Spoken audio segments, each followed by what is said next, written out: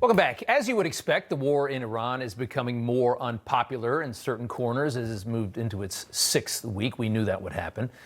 Despite what has been a pretty impressive dismantling of a large regime that controls a very large country, there are some that are claiming tonight that Iran is winning this war, and independent journalist Glenn Greenwald is one of them, and he joins us tonight to give us his perspective. I like to hear these other sides of the story, Glenn. I like to debate this, so I want to ask you just to start here, how, in your opinion, is Iran possibly winning this war?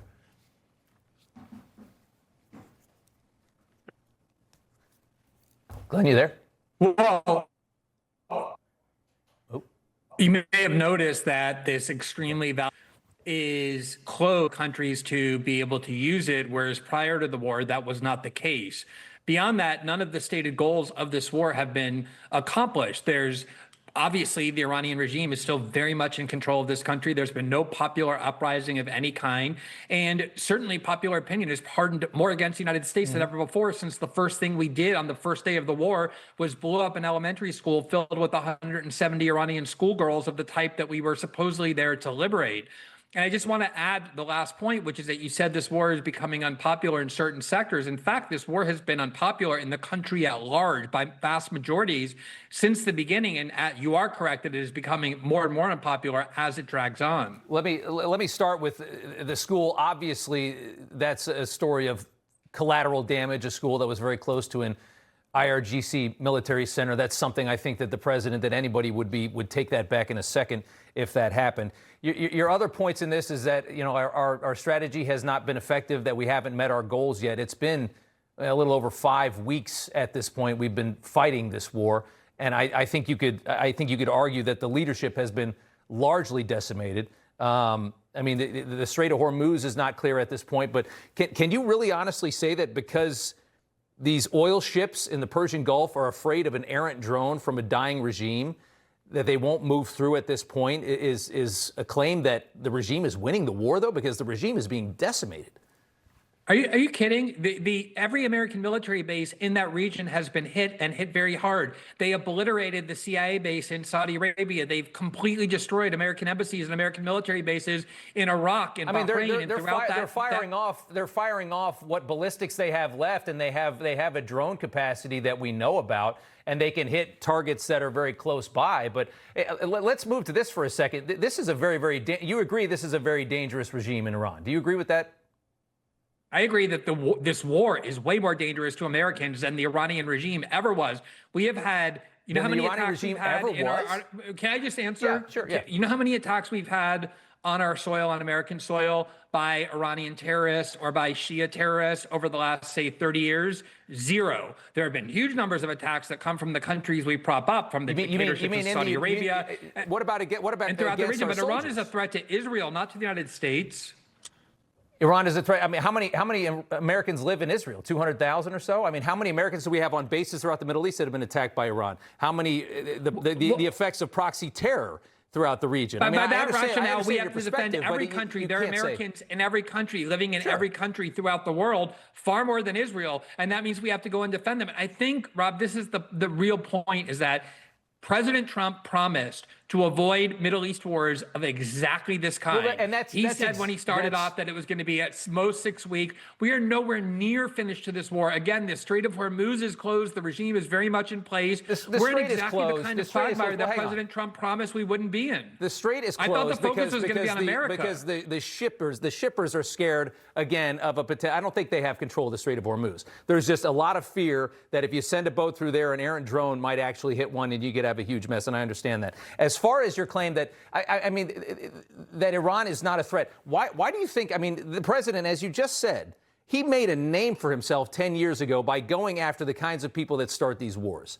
Why would he resist for 5 years of his presidency going into this kind of nonsense and then make a move like this if it wasn't critically important? If they didn't really believe that there was a nuclear program on the way, they were building thousands of ballistics to protect it, and that something terrible was going to happen? Why do you think he would make such a mistake as you claim that he did?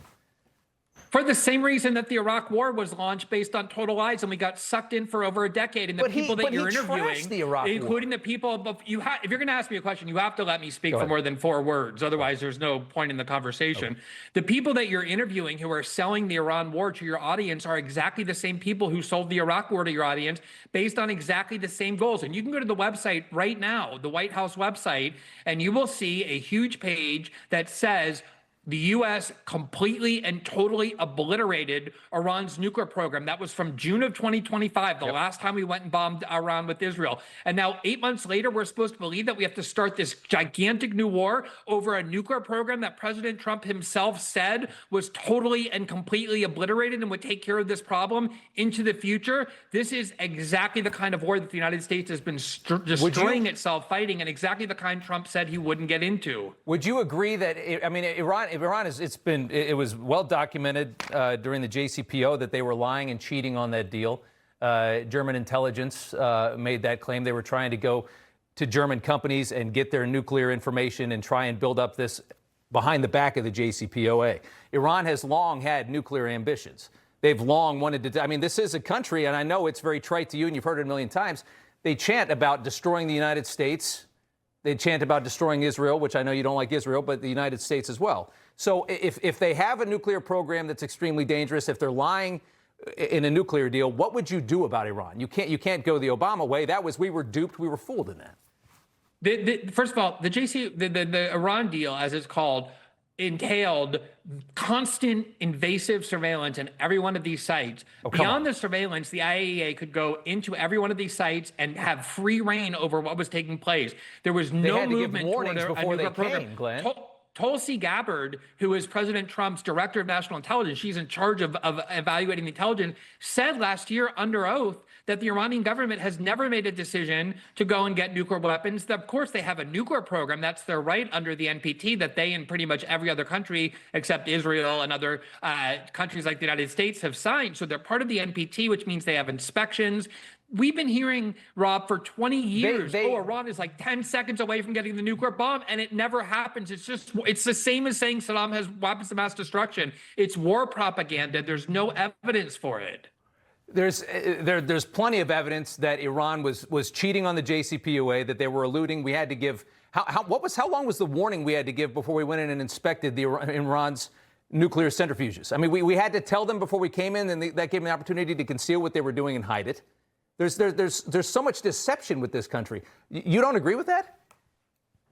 The country that is deceptive is Israel. They don't even admit they have a nuclear program. They don't allow inspections in. They didn't sign the Nuclear Non-Proliferation Treaty to create a framework for keeping nuclear energy safe. Iran has signed that deal. They also don't chant that they want to destroy the world. And under the inspection scheme, it was the inspection scheme that the IAEA in Europe wanted. They have cameras in every single crevice of all of those facilities. The consensus of U.S. intelligence has been that Iran is not pursuing a nuclear weapon. And, there are a lot of countries that have nuclear weapons, including North Korea, that we were told are so crazy. They don't use them because people aren't suicidal.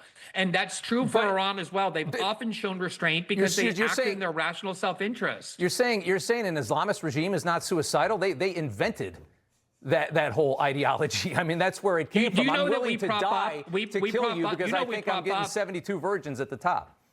We prop up all kinds of Islamic regimes. We prop up the tyrannies in Saudi Arabia, in the United Arab Emirates, in Qatar, in Bahrain, in Jordan, in Egypt. Yeah. These are all, to varying degrees, very, very rigid Islamic regimes that live by Sharia law. We prop those up. 9/11 didn't come from Iran. It came from Saudi Arabia. Yeah, it did. That's a fair point, but I got to ask you one more question before I let you go. Israel or Iran, which do you think is more dangerous to the West? Right now, I think Israel, with its gigantic nuclear stockpile led by religious and political fanatics, is infinitely more dangerous to the United States than Iran is. You think it's more fanatical in Israel than it is in Iran? Look at how many countries they've attacked in the last 3 years. There's 7 or 8 different countries they've attacked. They've stolen land from Syria, Lebanon. They vaporized people in Gaza. That they're constantly Israel attacked. Is infinitely more dangerous. They're constantly attacked for existing. You're a Jewish guy, right? You understand that. No, that's not why. That's not why they're attacked. That's not why Israel is attacked. You know, there's a very complex history of them stealing land and being expansionist. But at the end of the day, I thought Donald Trump was going to focus on the American worker, the American community, revitalizing our Where is all that? We're only focused on the Middle East and wars in the Middle East. This is madness. That's my contention, and I have to leave it on this, Glenn, and I do appreciate you coming on. My contention is that this man that made a name for himself by decimating this kind of war and this kind of adventurism saw something that they couldn't ignore and said, I've got to go in, I've got to do this and fix this. He wanted to do it quickly. He started with Venezuela. And he moved on to Iran, and we're at the process of trying to decimate this regime. I got to leave it there. Politics. Did we leave, Glenn? All right, Rob. Politics. Hey, we appreciate you coming on. Thank you. Appreciate having me. Of course. You know, everybody's reporting the same stories, the same spin. You turn the channel, it's always the same. But not us. We're different. We report the real news. No spin, just the facts. Turn to us, and you won't turn back. Tune in to Rob Schmitt tonight on Newsmax.